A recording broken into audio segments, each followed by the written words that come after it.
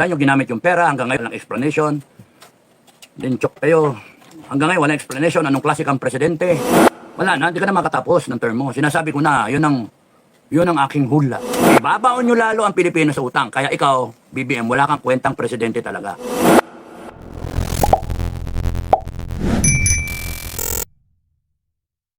Okay, tapos na ang 2024. No, ang mga ganap pinirmahan din binito yung ilang ilang line items pero hindi binito yung ang tawag doon, yung ayuda, no? At saka yung zero budget pa rin yung sa Ay, nako Bongbong, Marcos, good luck sa'yo, good luck sa'yo. Hindi ka makakatapos ng term mo, sinasabi sa'yo, pinainit mo ulo ng mga tao. Hindi ka na makakatapos ng term mo kahit saan nyo daanin. Kaya yung mga loyal kay BBM, hindi na kayo yung amo nyo, hindi na makakatapos ng term niya. Kahit saan nyo daanin. Magagalit taong bayan, isipin nyo, tingnan nyo, bakit mo pipirmahan BBM yung budget na 2025, yung budget ng 2024 at 2023 may problema. Yung 2023, kuni-question doon, yung mga ginamit yung pera na pang PI, no? Yung ginamit yung 2 billion na isa yon, yung 2 billion na budget para sa travel expenses ng mga mambabatas ay biglang 39 million lang ang nagamit, 37, 39 million, gamit ng 39 million. So may butal na 2 billion, 27 million out of 2 billion 66 million. Minus min 39, nabas 2 billion 27 million. So may niloloko kayo. Saan nyo ginamit yung pera? Hanggang ngayon walang explanation. Linchok kayo. Hanggang ngayon walang explanation. Anong klase kang presidente? Yun lang hindi nyo may explain. Di ba?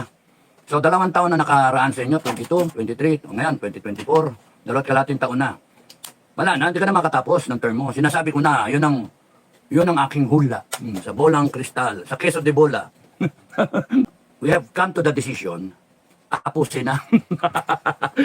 Tapusin na natin, linchok na yan. January, tapusin na natin, sama-sama tayo, Sama-sama tayo.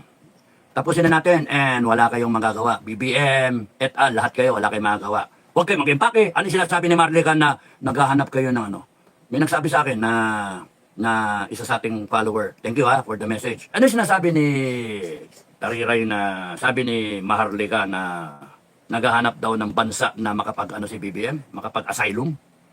Ano yan? Hindi tama yun.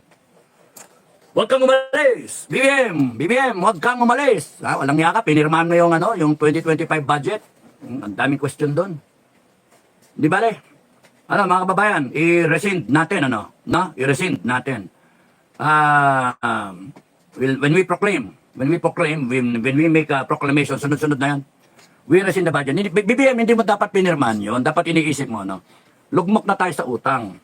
Ikaw pa lang, magtatatlong taong ka pa lang, ang dami mong dinagdag na utang. 12 trillion yung kay Duterte, Yung mga narrative ninyong malangya kayo, sinasabi niyong puta yan, Duterte, binaon tayo sa utang. Tarantado kayo, binaon tayo sa... COVID nga bil, nakita naman Ngayon, ang tanong, kung alam ninyong binaon tayo sa utang, bakit ikaw, 2 kalating taon, 4 na trilyon ang dinagdag mo, tarantado, gago. Sinasabi ninyo, narrative ninyo, 12 trillion ang naging utang ng Pilipinas, total, panahon ni Duterte.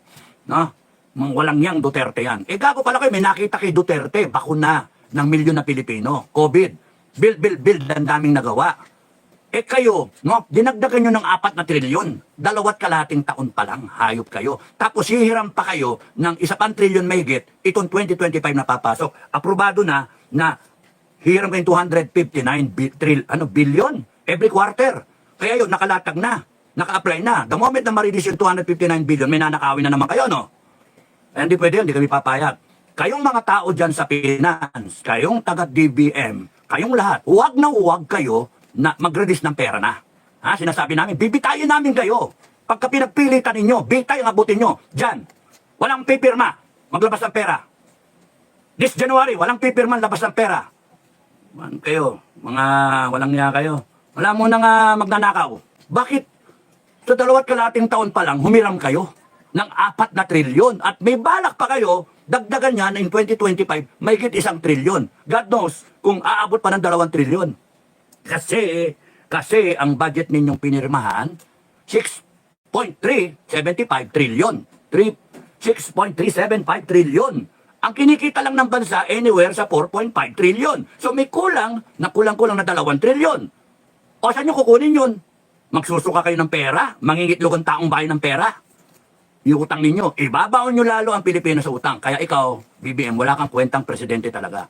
And pagpasok nitong January, pagka kami tumayo, we are going to fire you. No? Terminated kayo. Kayong lahat na nasa gobyerno, na tarantado, we will terminate you. Walang kokontra, ang kumontra, pati kayo. No, pati kayo, kulong namin. Walang kokontra, ang kumontra, yari. Kasi, mag-ano kami, mag-aklas ng Pilipino eh. Anong gusto nyo, hatiin natin ng Pilipinas?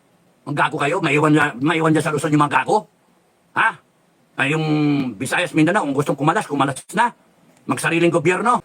Okay, magalala dyan sa budget na yan. Hindi kayang gastusin yan ng buong-buo. Nanakawin nila, ganun pa rin. Nakawin nila, walang gumagalaw sa inyo eh. Walang gumagalaw eh. Kami pa mag-inay para mabuhayan kayo. Ano ba? Wala namang gumalaw. Kung last year may gumalaw na. Last year, December 31. 30. December 30, kahapon. Nung Rizal. No? Last year. 1 year ago to kahapon. Gumawa ko, pirma ko ng ang tawag doon, manifesto. No? Pina-edit ko pa kay Atty. Trixie. Magaling mag-English, magaling. Atty. Trixie, thank you, love you. Happy New Year, Atty. Trixie, ha. Pina-edit ko pa kay Atty. Trixie. Tapos doon, gawa ng manifesto. Pirma ko, pirma si Macanas, pirma si Bukay, Commander Bukay, pirma sila Romy Satparam.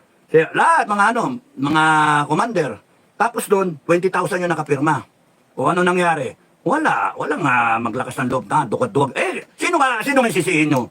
Nung pa kami, last year, yung iba nga, 1 year ago pa o 2 years ago pa. O 1.5 years ago na. October nagsimula. Mga ganun ba? 2025 na. Ano ba to? Kasi nga, kanya-kanya tayo. Kanya-kanya.